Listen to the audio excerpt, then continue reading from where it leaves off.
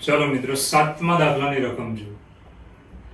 તો AB એ વર્તુળનો વ્યાસ હોય અને C પરિઘ પરનું કોઈ પણ બાકીનું બિંદુ હોય તો ખાલી જગ્યા. હવે આવા દાખલા એક્ઝામમાં પૂછાય છે JEE માં. IMP છે. ઓપ્શનમાં શું આપ્યું છે કે ત્રિકોણ ABC નું ક્ષેત્રફળ મહત્તમ હોય ત્યારે સમબાજુ ત્રિકોણ હોય, સમદ્વિબાજુ ત્રિકોણ હોય, કાટકોણ ત્રિકોણ હોય, ક્ષેત્રફળ મહત્તમ હોય તો પરિમિતિ ન્યૂનતમ હોય. તો આ બધા ઓપ્શન આપ્યા છે. હવે તમે ટેક્સ્ટબુકમાં આવા ઘણા દાખલા ભણ્યા છે, બરાબર છે? એટલે 2 વાર વિકલન કરવું અને આ સૂત્ર બનાવવાનું વગેરે વગેરે. તો તમારે ત્યાં રકમમાં આપ્યું છે શું? એક વર્તુળ આપ્યું છે, ધ્યાન આપજો, કે જેનો વ્યાસ રેખાખંડ AB છે અને પરિઘ પરનું કોઈ પણ બિંદુ C છે. તો આપણે શું કર્યું? વર્તુળની ત્રિજ્યા લીધી છે કેપિટલ R. વર્તુળનું કેન્દ્ર અહીંયા આપણે ધારો કે એવો છે, બરાબર છે? હવે મિત્રો ખાસ ધ્યાન આપજો કે બાજુ AC કે જેની લંબાઈ x છે અને બાજુ BC જેની લંબાઈ y છે. હવે તમને જે બુકમાં ગણતરી આપી છે તમારી સમજમાં આવી બહુ અઘરી થઈ જશે, એટલે આપણે શોર્ટકટ રીત લઈએ છીએ, ધ્યાન રાખજો. તો બધી રીત એમાં જોઈ જઈને એમ નહીં કરવાનું કે બધી હું જાતે આમ ન કરી નાખીશ, પણ કઈ સમજમાં જ નહીં આવે, બરાબર છે? એટલે અહીંયા જેટલું ધ્યાન રાખશો એટલું વધારે સમજમાં આવશે. બાકી બુક્સ તો બધી મળતી જ હોય છે, છતાંય માર્ક્સ નથી આવતા કોઈને. એટલે ધ્યાન રાખજો, ઓવર જવા કરતા આપણે ધ્યાન રાખીને સાહેબ કેટલું કામ કરવાનું રહેશે. શું કરીએ જુઓ. તો આ કાટકોણ ત્રિકોણ દેખાય એ પ્રમાણે ચાલવાનું. તો કાટકોણ ત્રિકોણમાં તમે જાણો છો કે આ કાટખૂણો બને. કેમ કાટખૂણો બને? તો 10મા ધોરણમાં ભણીને આવ્યા, નાના ધોરણમાં, કે અર્ધ વર્તુળમાં અંતર્ગત ખૂણો કેવો હોય છે? કાટખૂણો હોય છે અથવા કાટખૂણો હોય છે. તો આ તો ભાઈ ખબર છે વ્યાસ છે ને, હવે અંદર જે ખૂણો બને તો કાટકોણ જ બનવાનો છે. તો કાટકોણ ત્રિકોણ માટે તમે શું લખી શકો છો? તો તમે આ સૂત્ર બનાવી શકો છો. ધ્યાન આપજો કે પહેલા તો ક્ષેત્રફળની વાત છે. ઓપ્શનમાં તમે જો ને તો ક્ષેત્રફળ મહત્તમ ન્યૂનતમ એવું છે અને પરિમિતિ હશે. તો આપણે ક્ષેત્રફળ ચેક કરવાનું પહેલા. તો કાટકોણ ત્રિકોણનું ક્ષેત્રફળ એટલે 1/2 પાયો ગુણ્યા વેધ. આ સૂત્ર મોઢે હશે. પછી આપણે પાયથાગોરસનો નિયમ બનાવીને એમાંથી કંઈક બનાવીશું.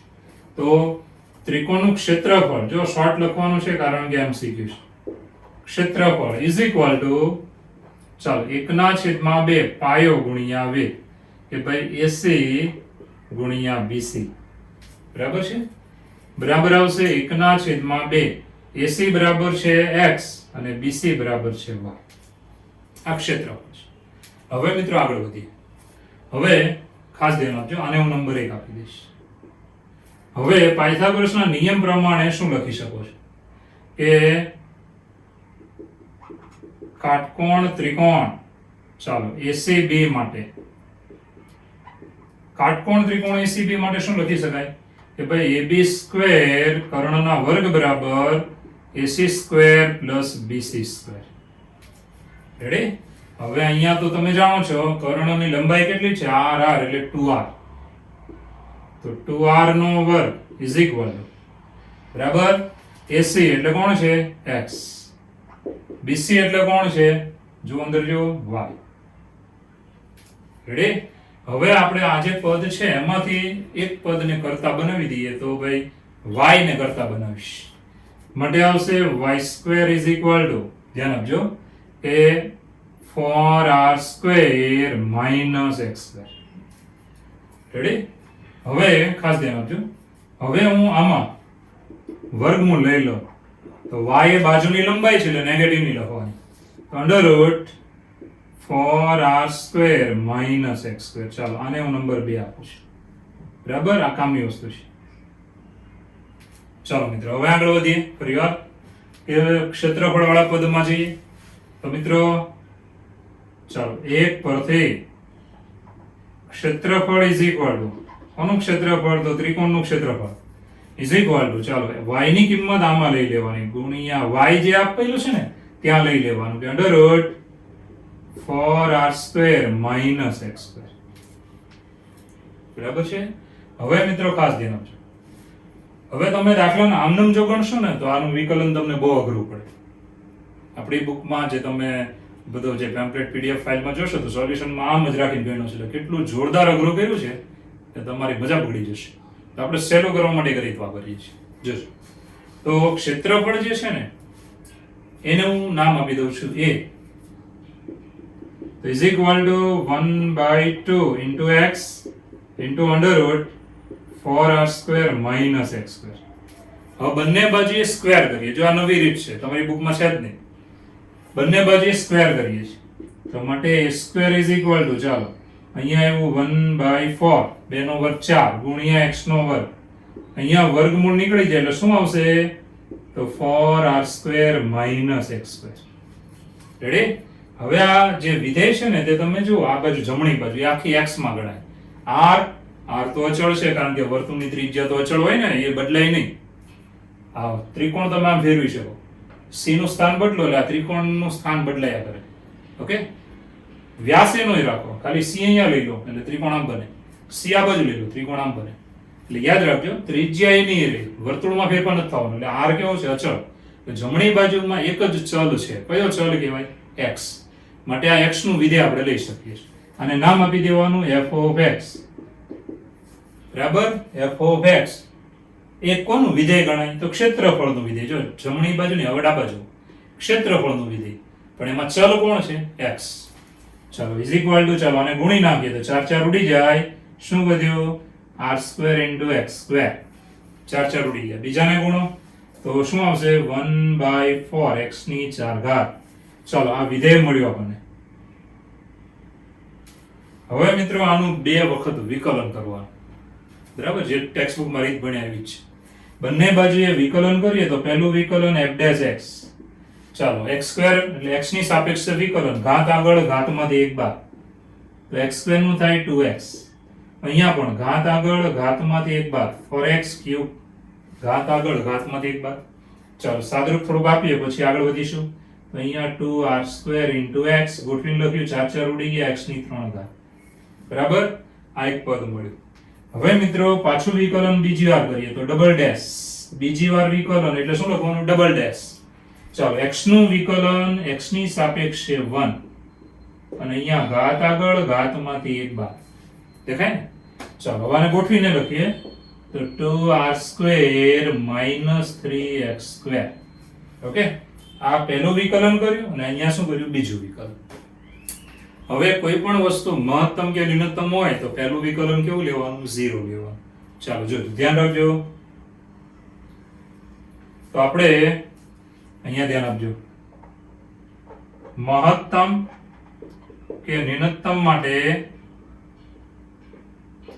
f'(x) = 0. f'(x) હંમેશા 0 થાય. આ છે ફરમાનું પ્રમેય. ફરમા નામનો ગણિતજ્ઞ થઈ ગયો ને, એને આ પ્રમેય આપ્યું છે. બહુ ચોખ્ખું એને સમજાવ્યું, ફિઝિક્સની ભાષામાં સમજાવેલું છે હકીકતે, અને મેથ્સમાં આપણે કામ લાગે છે. કે તમે સાયકલ લઈને જાઓ છો અને ટર્ન મારો છો, ત્યાં તમારો વેગ 0 લેવામાં આવે. હકીકતે તમે સાયકલ ઊભી રાખતા નથી કે આમ ગયા, ઊભા રહ્યા પછી આમ ગયા, એવું નહીં. સીધા આમ જાઓ છો, પણ તમે વેગ તમારો ત્યાં ફિઝિક્સની ભાષામાં કેવું લેવામાં આવે? 0. વેગ એટલે શું? તો અંતરનું સમયની સાપેક્ષે વિકલન. એને કહેવાય પહેલું વિકલન, એટલે વેગ મળે. બીજું વિકલન કરો, પ્રવેગ મળે. આવું બધું ફિઝિક્સ અને મેથ્સ જોઈન્ટ છે, એટલે ધ્યાન રાખજો. તો મિત્રો ખાસ ધ્યાન આપજો. f'(x) હું 0 લઈ લઉં છું, તો અહીંયા તમે જોઈ શકો છો f'(x) આ જે પદ છે તેને મારે મૂકવાનું. બરાબર? f'(x) જે મળ્યું તે અહીંયા હું લઈ લઉં છું. તો અહીંયા આવશે માટે 2r² × x - x³ = 0. રેડી? હવે આની અંદર x છે ને સામાન્ય નીકળે જો.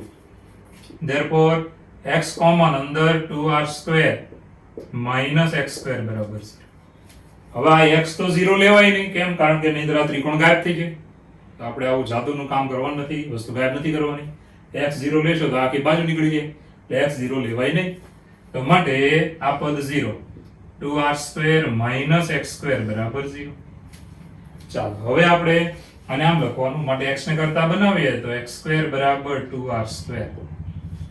હવે બંને બાજુએ વર્ગમૂળ લઈએ તો માટે x બરાબર આવશે √2 × r. ચાલો એક પદ મળ્યું, √2 × r. હવે આ પહેલું વિકલન કરવાથી આપણને આ પદ મળ્યું છે. આને ડબલ ડેશ બીજા વિકલનમાં મૂકવાનું. બરાબર? ચોપડીમાં ભણ્યા તે રીતે જ છે. બીજા વિકલનમાં આ કિંમત હું લઈ લઉં છું.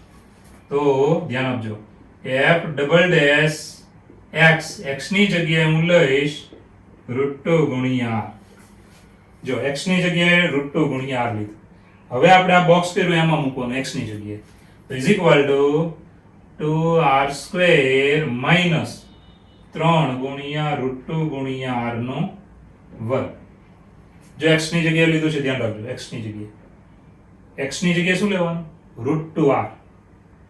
બરાબર, સાદુરૂપ આપી દઈશું. કેટલા આવે જો, તો 2r² માઇનસ, ચાલો 2r² અંદર વર્ગ આપો એટલે 2r², 3 2 6, તો માઇનસ 6r².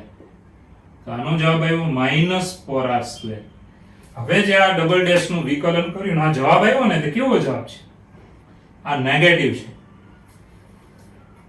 ડબલ ડેશ નો જવાબ જો નેગેટિવ આવે તો x ની આ કિંમત માટે વિધેય કેવું થાય? મહત્તમ થાય. ડબલ ડેશ ની કિંમત પોઝિટિવ આવે, ગ્રેટર ધેન 0 આવે, ધારો કે ગ્રેટર ધેન 0 આવે, તો વિધેયની કિંમત કેવી થાય? તો ગ્રેટર ધેન 0, તો ન્યૂનતમ. ઉલટું છે, જો લેસ ધેન 0 આવ્યો તો વિધેયની કિંમત કેવી થાય? મહત્તમ. ગ્રેટર ધેન 0 ધારો કે આવે તો વિધેયની કિંમત કેવી થાય? ન્યૂનતમ. એટલે તમે ટેક્સ્ટ બુકમાં ભણ્યા હતા, ડબલ ડેશ ની કિંમત 0 થી મોટી તો વિધેયની કિંમત ન્યૂનતમ, નાનામાં નાની. પછી ડબલ ડેશ એટલે કે બે વખત વિકલન કર્યું એનો જવાબ 0 થી નાનો આવે તો વિધેયની કિંમત કેવી આવે? મહત્તમ. તો માટે એમ કહી શકાય કે x ની આ કિંમત માટે આપેલા વિધેયની કિંમત મહત્તમ આવશે.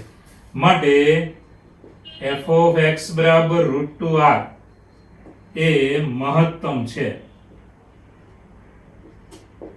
ચાલો, x ની કિંમત છે √2r, એની માટે વિધેય f કેવું થાય છે? મહત્તમ. હવે મિત્રો ખાસ ધ્યાન આપજો, છેલ્લા જવાબમાં જઈશું કે આ જે વિધેય છે ને, ધ્યાન આપજો, વિધેય તે કોને નામ આપ્યું હતું? તો ડાબી બાજુ જો ક્ષેત્રફળને, માટે ક્ષેત્રફળ કેવું થાય? મહત્તમ થાય. ચાલો, માટે ત્યાંથી આ બાજુ જોજો, x બરાબર √2r માટે ક્ષેત્રફળ મહત્તમ છે. બરાબર, વિધેયની કિંમત મહત્તમ, એનો મતલબ વિધેય એટલે કોણ? તો ક્ષેત્રફળ. બરાબર, વર્ગ છે પછી વર્ગમૂળ લેશો તો મહત્તમ જ આવે, ન્યૂનતમ ન થઈ જાય. તો વિધેય મહત્તમ છે માટે વિધેયની કિંમત મહત્તમ છે, એટલે કે ક્ષેત્રફળ મહત્તમ છે. હવે ક્ષેત્રફળ મહત્તમ આવી ગયું, બરાબર, ઓપ્શનમાં આપણે જોઈ લેવાનું ક્ષેત્રફળ મહત્તમ છે. પણ હવે ત્રિકોણ કેવો છે નક્કી કરવું છે. તો x ની જે કિંમત અહીંયા છે ધ્યાન આપજો, એ કિંમત આપણે નંબર 2 માં મૂકી દેવાની. તો x બરાબર છે √2r ને 2 માં મૂકતા, ચાલો સમીકરણ 2 માં મૂકશો એટલે y બરાબર √4r² માઈનસ √2r નો વર્ગ, તો બરાબર આવે √4r² માઈનસ 2r². ચાલો ઇઝ ઇક્વલ ટુ અહીંયા આવે √2r² is equal two √2r. હવે આનો જવાબ એ સેમ જ આવ્યો કે y બરાબર √2r, આમ x બરાબર y છે. માટે ત્રિકોણ કેવો થયો? તો ત્રિકોણ ABC સમદ્વિબાજુ છે. સમદ્વિબાજુ કાટકોણ ત્રિકોણ છે, કાટકોણ ત્રિકોણ છે. ચાલો, એક જવાબ આપણો આ થઈ ગયો, ધ્યાન આપજો, ક્ષેત્રફળ મહત્તમ, અને બીજો જવાબ આપણો આ થઈ ગયો, ત્રિકોણ કેવો છે? સમદ્વિબાજુ કાટકોણ ત્રિકોણ છે. તો મિત્રો આ થઈ ગયો દાખલો સહેલી રીતે. અને છતાંય તમારે PDF ફાઇલમાં જો સોલ્યુશન જોવું હોય તો તમારી ઈચ્છા જોઈ લેજો, જેવા જોશો એમ થોડીક વારમાં પાછા આમાં આવી જશો. ઓકે, એટલે ભરોસો રાખીને કામ કરજો, તમને બેસ્ટ મળશે. પરંતુ અમુક દાખલા એવા આવશે કે જે ચેપ્ટર ચાલ્યા નથી એના પોઈન્ટ આવશે, એટલે એ તમારે હું કહીશ એ રીતે ચાલવાનું રહેશે. બાકી તમે એમ વિચારો કે આમ ન થયું તેમ ન થયું, એ બધું નકામું છે. મહેનત કરજો, માર્ક્સ આવશે. ઓકે, જુઓ તો પહેલા આપણી રકમ શું હતી? ફરી યાદ આપજો. રકમ હતી કે રેખાખંડ AB, અહીંયા AB એ વર્તુળનો વ્યાસ છે અને C પરિઘ પરનું કોઈ પણ બિંદુ છે. તો ખાલી જગ્યા, 4 ઓપ્શનમાંથી ખાલી જગ્યા આપણે જોવાની. તો ઓપ્શનમાં એમ આપ્યું છે કે ભાઈ ત્રિકોણ ABC નું ક્ષેત્રફળ મહત્તમ હોય અને ત્રિકોણ કેવો હોય? સમદ્વિબાજુ કાટકોણ ત્રિકોણ. ક્ષેત્રફળ ન્યૂનતમ હોય અને સમદ્વિબાજુ ત્રિકોણ. બરાબર, કાટકોણ શબ્દ હોય કે ન હોય, સમદ્વિબાજુ હોય તો એ આપણો જવાબ થઈ જવાનો. પછી પરિમિતિનો પોઈન્ટ આપ્યો છે, પણ આપણે પેલા ક્ષેત્રફળની વાત કરીશું. તો મિત્રો આ વર્તુળ જુઓ, AB વ્યાસ છે અને C એ પરિઘ પરનું કોઈ પણ બિંદુ. ત્રિજ્યા r લીધી છે અને આ બાજુની લંબાઈ x, આ બાજુની લંબાઈ y. હવે આ કાટકોણ ત્રિકોણ થાય કારણ કે અર્ધ વર્તુળનો અંતર્ગત ખૂણો કાટખૂણો હોય છે. તો કાટકોણ ત્રિકોણનું ક્ષેત્રફળ 1/2 પાયો ગુણ્યા વેધ. AC બરાબર x, BC બરાબર y. હવે આને આપણે અત્યારે એમ જ મૂકી રાખીએ. હવે આપણે પાયથાગોરસનો નિયમ લગાડીશું. કર્ણના વર્ગ બરાબર કાટખૂણો બનાવતી બંને બાજુના માપના વર્ગનો સરવાળો. કિંમત મૂકી દો.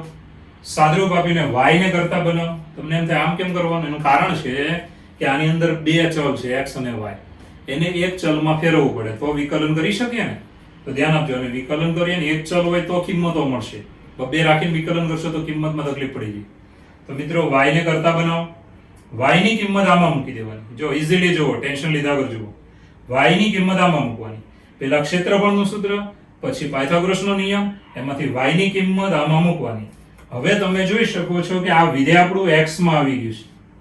પણ અહીંયાથી જો તમે વિકલન કરશો ને તો તકલીફમાં આવી જશો, કારણ કે આ મોટું વિકલન થાય, ડેન્જર થાય. એટલે એક નવો આઈડિયા વાપર્યો છે. એ નામ આપી દો, બંને બાજુ સ્ક્વેર કરો એટલે આ પદ સહેલું થઈ જાય. હવે આ પદ જમણી બાજુનું ચલ x માં છે, જ્યાં r કેવો છે તો ત્રિજ્યા તો કેવી હોય? અચળ હોય. વર્તુળ નાનું મોટું નથી થતું, ત્રિકોણ જગ્યા બદલે છે. C બિંદુ જેમ પરિઘ પર આમ લેશો એમ ત્રિકોણ પોતાનું સ્થાન બદલે એમ કહેવાય. એટલે મિત્રો r છે તે અચળ છે, કેપિટલ R. બરાબર? હવે r અચળ છે તો આ ખાલી x માં ગણાય, એટલે કે આ વિધેય થયું f of x. આપણે ક્ષેત્રફળને નામ આપ્યું કહેવાય વિધેય f of x. અને ચલ કોણ છે? x. ચલો, પહેલું વિકલન ઘાત આગળ ઘાતમાંથી એક બાદ, સાદરૂપ અહીંયા સુધી આવી ગયા. બીજું વિકલન ઘાત આગળ ઘાતમાંથી એક બાદ, x નું x ની સાપેક્ષે વિકલન 1. આ બીજું મળી ગયું.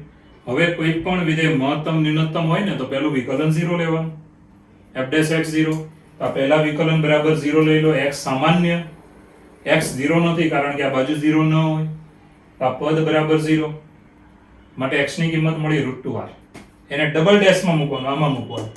x બરાબર √2r આમાં લઈ લીધું. સાદરૂપ આપો ને અહીંયા સુધી આવી જાવ એટલે ત્રિજ્યા તો પોઝિટિવ હોય, એનો વર્ગ કરો, પોઝિટિવ સંખ્યા ગુણ્યા -4 એટલે નેગેટિવ સંખ્યા થઈ ગઈ, લેસ ધેન 0. હવે ડબલ ડેશ નો જવાબ જો લેસ ધેન 0 આવે ને તો પછી વિધેયની કિંમત કેવી થાય? મહત્તમ થાય. તો માટે f of x બરાબર √2r આ કિંમત માટે વિધેય મહત્તમ કિંમત ધારણ કરે છે. વિધેયની કિંમતો બદલાયા કરે. એમાં જ્યારે x બરાબર √2r આવે ને ત્યારે વિધેય મહત્તમ કિંમતે હોય છે. શેર બજાર જેવું મહત્તમ કિંમત હોય છે. તો આ કિંમત મહત્તમ થઈ f ની. તો હવે મિત્રો x બરાબર √2r માટે કોણ મહત્તમ થયું? તો વિધેય. વિધેય એટલે કોણ હતું? તો ક્ષેત્રફળનું વિધેય હતું. આ ક્ષેત્રફળ વાળા પદને નામ આપ્યું f of x. માટે ક્ષેત્રફળ કેવું થયું? મહત્તમ થયું. હવે x બરાબર √2r છે એને આપણે નંબર 2 માં મૂકીએ એટલે y મળે. તો y પણ સેમ જ મળ્યો જો. માટે x બરાબર y આવ્યું. માટે આ સમદ્વિ બાજુ ત્રિકોણ થયો. અને પાછો કાટકોણ ત્રિકોણ તો થવાનો જ છે. એટલે આ ત્રિકોણ કેવો થયો? સમદ્વિ બાજુ કાટકોણ ત્રિકોણ. અને આ ત્રિકોણનું ક્ષેત્રફળ કેવું છે? તો મહત્તમ છે. તો ક્ષેત્રફળ મહત્તમ અને ત્રિકોણ કેવો થયો? સમદ્વિ બાજુ કાટકોણ ત્રિકોણ. તો મિત્રો આ થઈ ગયો આપણો દાખલો. તો એકદમ બધું જ લખ્યું છે મેં. બોર્ડની પરીક્ષામાં પૂછાય તમારે આટલું લખવાનું. ઓકે? અને JEE માં પૂછાય તો આમાંથી તમે અમુક વસ્તુ ડાયરેક્ટ લખી શકો છો, કોઈ પ્રોબ્લેમ નથી. આખો દાખલો છાપવાની જરૂર નથી. ઓકે? ચલો મિત્રો, 9મા દાખલાની રકમ જુઓ. આ એવા દાખલા છે કે JEE એડવાન્સમાં પણ પૂછાઈ શકે. અને જે દાખલા આપણે વચ્ચે વચ્ચે તમારે કરવાના છે એ ચોપડી જેવા છે, ટેક્સ્ટ બુક જેવા, એ તમને હું જાતે આપું છું. અને જે એડવાન્સ લેવલના છે, JEE મેઇનમાં પણ પૂછાય એવા છે સારા IMP દાખલા, એ બધા આપણે અહીંયા લઈએ છીએ. બરાબર? એટલે તમારે જે દાખલા ગણવાના આવે ને તમને ધારો કે ન આવડે તો મને તમે પૂછી શકશો. બરાબર છે? WhatsApp પર પૂછી શકો, ફોન કરીને પૂછી શકો છો, ફોટો પાડીને મોકલી શકો છો કે સાહેબ આ દાખલો નથી આવડતો. બરાબર છે? તો ગમે ત્યારે પણ દાખલો ન આવડે તો મને પૂછી લેવાનું. તમને જે દાખલા ગણવા આપું છું એ તમારી નોટમાં સાથે ગણાઈ જવા જોઈએ. ધારો કે આજ મેં 5 દાખલા લીધા, 3 તમને આપ્યા, એ 3 દાખલા તમારે નોટમાં ગણવાના. ધારો કે 3 માંથી તમને 2 નથી આવડતા, તે મને પૂછવાના, પૂછીને નોટમાં ગણવાના. ઓકે? એટલે મહેનત તમારે કરવી પડશે. મહેનત કરશો તો સારા માર્ક્સ આવશે. ચાલો, હવે દાખલા નંબર 9 ની રકમ જુઓ. એક વક્ર આપ્યો છે a²/x² + y, આ b²/y² બરાબર 1 ના ન્યૂનતમ ત્રિજ્યા સદિશની લંબાઈ શોધો. ના ન્યૂનતમ ત્રિજ્યા સદિશની લંબાઈ શોધો, આવું કીધું છે. તો એની આકૃતિ આપણે બનાવીએ તો જસ્ટ આવું વિચારી શકો છો કે વક્ર જે આપ્યો તે અહીંયા મેં લાલ દોરેલું છે. જુઓ, વક્રનું સમીકરણ શું છે? a square by x square plus b square by y square is equal to 1. આ વક્ર છે. હવે એની પરનું ત્રિજ્યા સદિશ એટલે ઉગમ બિંદુમાંથી વક્ર સુધી દોરેલો એક સદિશ, એને કહેવાય ત્રિજ્યા સદિશ. ઓકે, તો આ ત્રિજ્યા સદિશની લંબાઈ શોધવાની, પણ ક્યારે? કે ત્રિજ્યા સદિશ ન્યૂનતમ હોય ત્યારે. એનો મતલબ આ જે વક્ર છે, તમે જુઓ વક્ર એ તો અહીંથી આમ ગમે ત્યાં નીકળતો હોય, ગમે ત્યાં. એક સમય એવો આવે કે ઉગમ બિંદુની એકદમ નજીક હોય.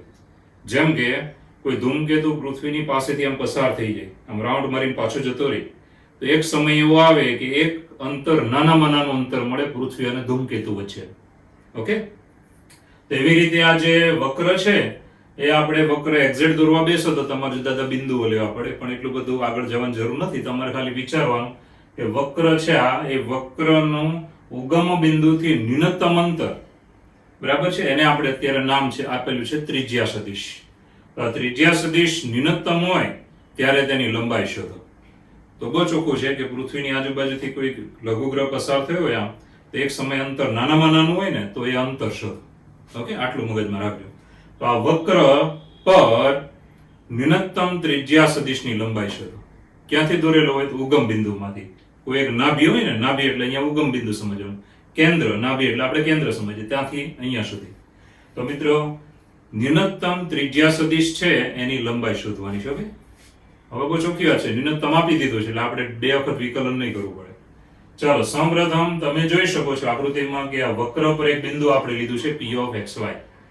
તો આ બિંદુ માટે તમે અહીંયાથી જો આ લંબાઈ ગણો, ત્રિજ્યા સદિશની લંબાઈ r, તો આ x યામ અને હાઈટ એટલે y યામ. તો આ કાટકોણ ત્રિકોણ બનશે, તે આપણે અહીંયા એના પરથી શું લખી શકીએ? કાટકોણ ત્રિકોણ પરથી આપણે આવું બનાવી શકાય. ધ્યાન આપજો કે r² = x² + y². હવે x² + y² છે, એમાંથી એકને કરતા બનાવી દેવાનો. therefore x² ને કરતા બનાવીએ તો r² - y². ચાલો, નંબર 1 આ છે, નંબર 1. ઓકે, કાટકોણ ત્રિકોણના હિસાબે આપણે લઈ લીધું છે. હવે જે વક્રનું સમીકરણ આપ્યું તે લખીએ.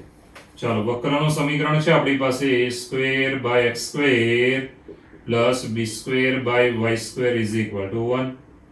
ચાલો, આની અંદર ખાસ ધ્યાન આપજો, x² ને કરતા બનાવીને કિંમત મૂકવાની છે આપણે. તો એક પદને પેલી બાજુ લઈ લઈશું, માટે આવશે a² / x² = 1 - b² / y². બરાબર છે. હવે y² નો લસા લઈ લેવાનો, તો અહીંયા આવશે, ધ્યાન આપજો, = y² - b² / y². આવી રીતે. હવે x², ધ્યાન આપજો, આ x² દેખાય ને એ છેદમાં છે, તો આપણે શું કરવાનું? વ્યસ્ત લઈ લેવાનું, બંને બાજુએ વ્યસ્ત. માટે આવશે x² ના છેદમાં a² = y² ના છેદમાં y² - b². આ બંને બાજુએ વ્યસ્ત લીધો. હવે મિત્રો આગળ વધીએ તો a² પેલી બાજુ લઈ લઈશું, માટે આવશે x² = a²y² છેદમાં y² - b². રેડી? છેદનું પદ પેલી બાજુ. હવે x² ની કિંમત આમાંથી આપણે અહીંયા મૂકવાની છે. તો x² બરાબર શું છે? તો x² બરાબર r² - y². ચાલો, r² - y². રેડી? = a²y² છેદમાં y² - b². કારણ કે નંબર 1.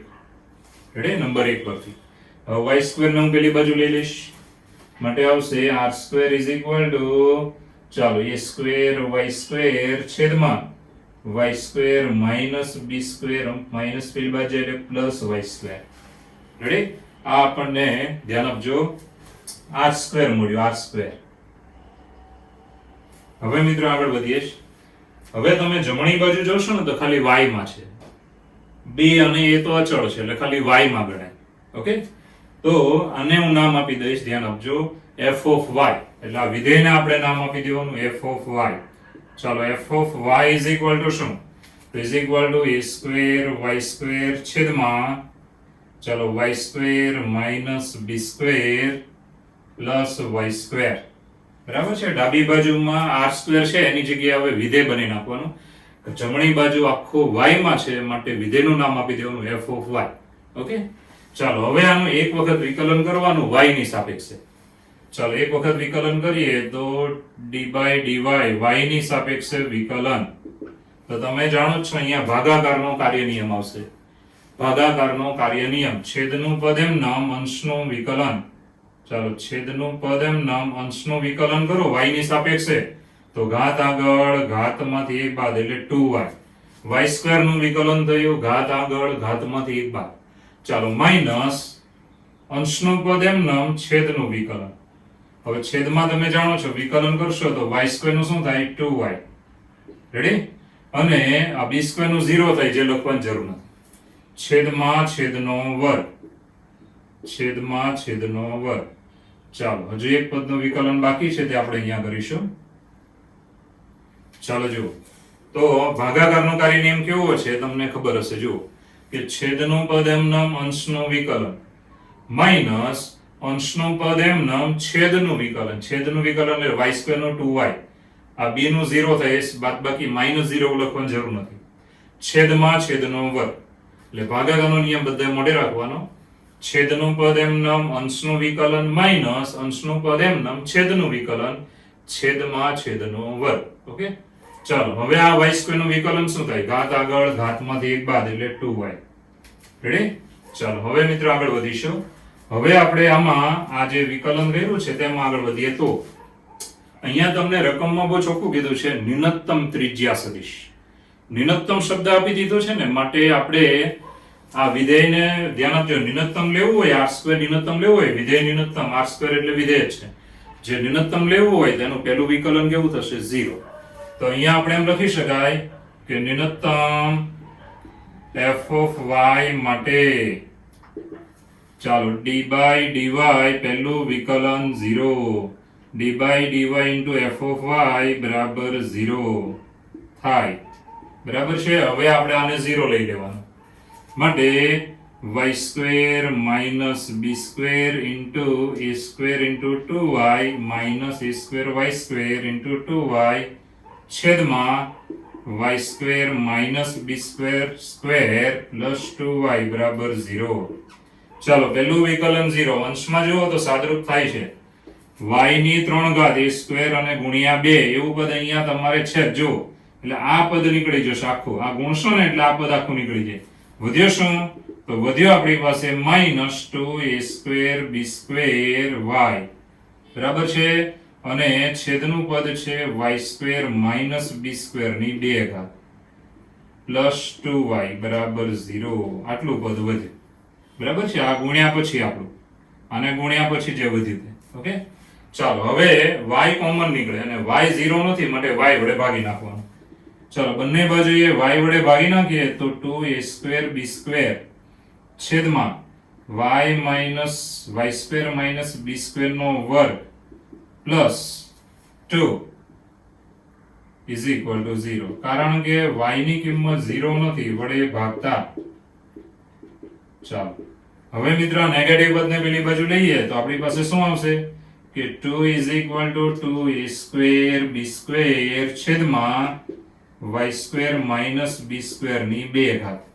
ચાલો બબે ઉડી જાય છેદ આ બાજુ માટે y square minus b square ની 2 ઘાત બરાબર a સ્ક્વેર b સ્ક્વેર. બરાબર છે?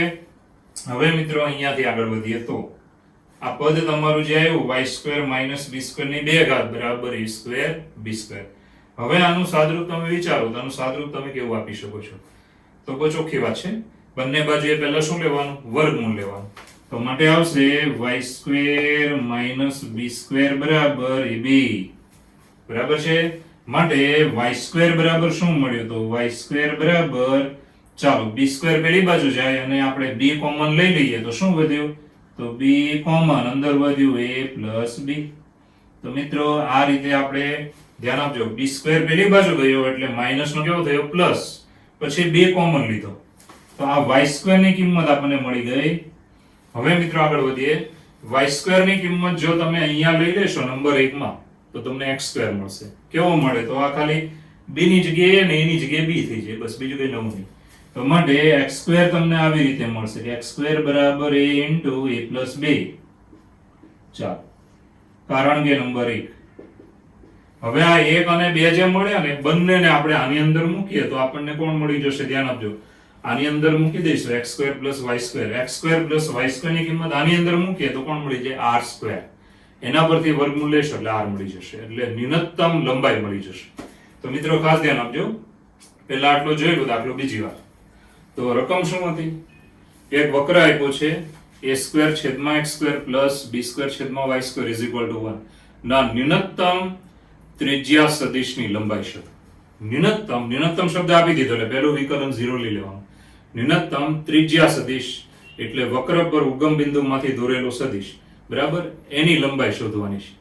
તો ન્યૂનતમ ત્રિજ્યા સદિશ એટલે ત્રિજ્યા સદિશ નાનામાં નાનો જે બને ને એની લંબાઈ શોધો. કારણ કે વક્ર ગમે ત્યાંથી નીકળતો હોય, જ્યારે ઉગમ બિંદુની નજીકમાં નજીક હોય ત્યારે એની સુધી બનેલો સદિશ એ નાનામાં નાનો સદિશ થયો, ન્યૂનતમ સદિશ થયો, તો એની લંબાઈ શોધો.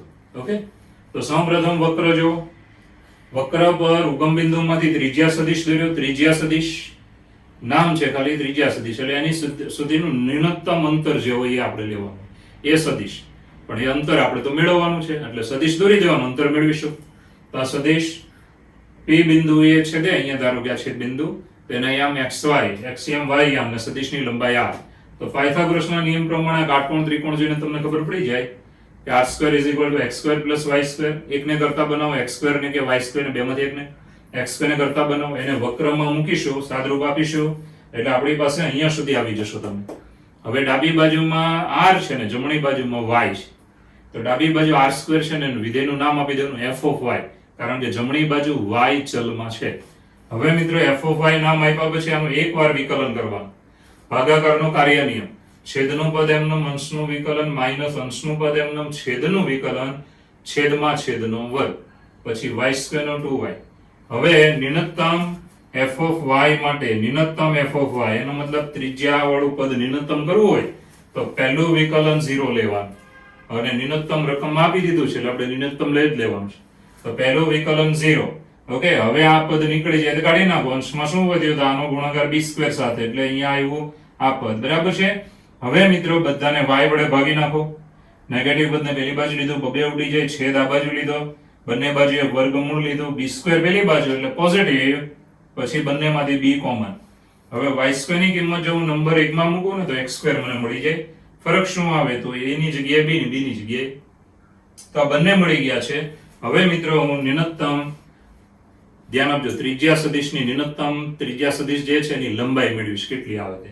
તો ન્યૂનતમ ત્રિજ્યા સદિશની લંબાઈ મેળવવા માટે ધ્યાન આપજો, આ ભાગનો ઉપયોગ હું કરું છું એટલે તમે જોઈ શકશો. જો ચાલો, ન્યૂનતમ ત્રિજ્યા સદિશની લંબાઈ માટે તો આપણે r² બરાબર, ધ્યાન આપજો, હવે આપણી પાસે છે r² = x² + y² છે. હવે આપણી પાસે આ બે કિંમત આવેલી છે. જો બંને અહીંયા મૂકી દઈએ તો પહેલા તો x² બરાબર a * a + b, y² બરાબર b * a + b. હવે a + b કોમન લઈએ તો a + b અંદર શું વધ્યું? તો a + b જ વધે, તો બરાબર a + b નો વર્ગ, બરાબર છે. આ કોની બરાબર આવ્યું? r² બરાબર. હવે મિત્રો વર્ગનું લઈ લઈએ તો માટે r બરાબર આવશે a + b. તો આ થઈ ગયો આપણો જવાબ કે ન્યૂનતમ ત્રિજ્યા સદિશની લંબાઈ કેટલી છે? તો a + b જેટલી છે. તો આ બે વાર આપણે દાખલો સમજ્યા. હવે ત્રીજી વાર સમજીએ છે, ત્રીજી વાર, બરાબર છે. પછી તો તમને આવડવું જોઈએ, નહીતર તો પછી આપણે સાયન્સમાં ચાલીએ જ નહીં. એટલે ધ્યાન આપજો. રકમ શું હતી? રકમ હતી વક્ર. કેવો વક્ર આપ્યો છે? તો a²/x² + b²/y² = 1 ના ન્યૂનતમ ત્રિજ્યા સદિશની લંબાઈ શોધો. આ વક્ર પર ઉગમ બિંદુમાંથી એક સદિશ દોર્યો હોય, એ પણ ધ્યાન આપજો ન્યૂનતમ લંબાઈ વાળો સદિશ છે. ન્યૂનતમ લંબાઈ એટલે વક્ર ઉગમ બિંદુથી જ્યારે એકદમ નજીકથી પસાર થાય ને ત્યારે એની પર એક સદિશ દોરેલો છે, નજીકમાં નજીકનું અંતર. આ તો આ અંતર તમારે શોધવાનું છે કેટલું છે. તો ધ્યાન આપજો, વક્ર એની પર ઉગમ બિંદુમાંથી ત્રિજ્યા સદિશ, પછી r લંબાઈની નામ આપણે લંબાઈ r લઈ લીધી, અને આ બિંદુ ધારો કે xy છે, p(xy), એક્સિયમ y. પાયથાગોરસના નિયમ પ્રમાણે તમે આ લખી શકો. એમાંથી એક x² ને કરતા બનાવી દો, y² ને પણ બનાવી શકો, બંનેમાંથી કોઈ પણ એક બનાવો. પછી વક્રમાં તમારે x² ની જગ્યાએ આને મૂકવાની છે કિંમત, સાદરૂપ આપીને તમે આવી રીતે ફેરવો કે r² બરાબર પેલી બાજુ બધું y માં. હવે વિકલન કરવાનું છે આપણે, ધ્યાન આપજો. હવે આ બાજુ તમે ધ્યાન આપજો, r² છે અને વિધેયને નામ આપી દેવાનું f of y, કારણ કે પેલું બધું y માં છે. વિકલન એકવાર કરી નાખો. વિકલન કર્યા પછી ત્રિજ્યા સદિશ તો એની લંબાઈ ન્યૂનતમ છે, માટે પ્રથમ વિકલન 0 લેવાનું અને એક જ વખત કરવાનું, કારણ કે ન્યૂનતમ એવું આપી દીધું છે. ચાલો, વિકલન 0 લઈ અને તમે કિંમત મેળવશો તો તમને કિંમત કોની મળશે? તો બહુ ચોખ્ખી વાત છે, સાદુરૂપ આપશો એટલે કોની મળશે? y² ની. y² ની કિંમત તમે પાછી આમાં મૂકો એટલે તમને x² ની મળે. એ બધું મૂકીને ટાઈમ તમારે બગાડવાની જરૂર નથી, ખાલી એટલું જ જોવાનું કે a ની જગ્યાએ b ને b ની જગ્યાએ આવશે. હવે આ બંને કિંમત તમારે આમાં મૂકી દેવાની. આમાં મૂકશો બંને કિંમત, પછી a plus b કોમન નીકળે, અંદર શું વધ્યું? a plus b નો વર્ગ, બંને બાજુ વર્ગમૂળ લઈએ તો r બરાબર ત્રિજ્યા, ન્યૂનતમ ત્રિજ્યા સદિશની લંબાઈ આવી r બરાબર a plus b. તો આ થઈ ગયો આપણો જવાબ.